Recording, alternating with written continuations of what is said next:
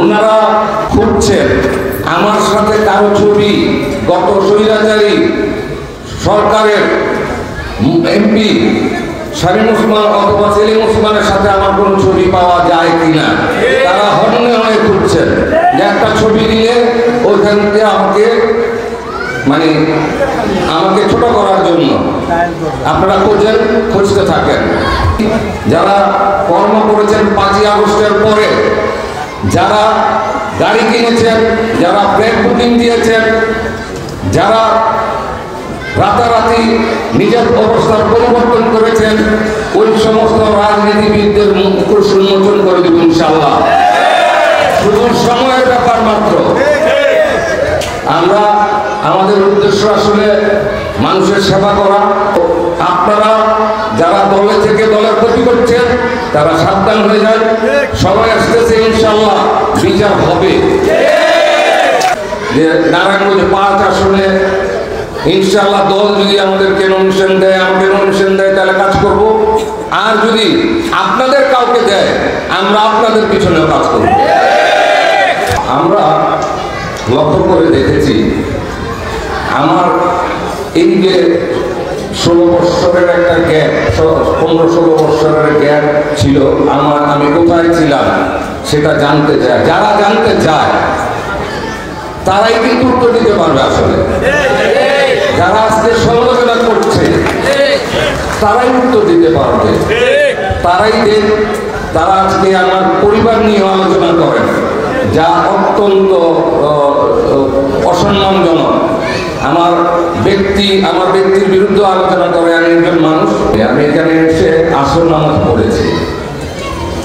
আসর নামাজ পড়ে আল্লাহর কাছে একটা জিনিসই চেয়েছি আজকে আসর নামাজের পরে, সেটা হচ্ছে আল্লাহ এই মাদ্রাসা এবং মসজিদে কবুল করুন।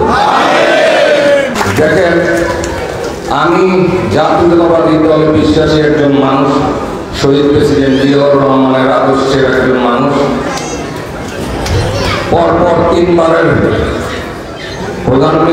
প্রধানমন্ত্রী দেশনেত্রী বেগম খালেদা জিয়ার রাজনীতির অনুসারী, দেশ নায়ক ভারপ্রাপ্ত চেয়ারম্যান জনাব তারেক রহমানের একজন ঘনিষ্ঠ সহযোগী এবং বিএনপির একজন সক্রিয় সদস্য। এখন এই ব্যাপারটা অনেকের গায়ে জ্বালা ধরায় যে আমি এত বছর কোথায় ছিলাম। সম্মানিত নেতৃবৃন্দ কেউ হয়তো সমালোচনা করেন, কিন্তু আমি বলতে চাই, আমি নোংরামির আশপাশ দিয়ে যেতে চাই না।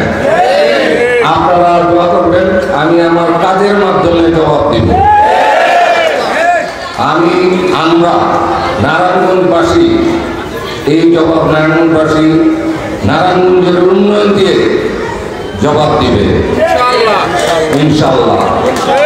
তো আমি এই মঞ্চ থেকে আহ্বান জানাবো আপনাদেরকে যে এই সমস্ত নোংরামানি বাদ দিয়ে রাজনীতি করেন, মানুষের পাশে যান। জাতীয়তাবাদী দলের যে ইমেজ নিয়ে কাজ করেন। কিছু লোকজনের জন্য আজকে কিছু জায়গায় প্রশ্নবিদ্ধ। তো আপনারা মানুষের কাছে যান, কাজ করেন। যারা এই সমস্ত দুর্বৃত্তায়নের সাথে জড়িত আছেন তাদেরকে বাধা দেন, তাদেরকে বুঝ দেন। জনাব তারেক রহমান সাহেব কিন্তু সরাসরি বলেছে, এটার বিরুদ্ধে অনেক বক্তব্য দিয়েছে।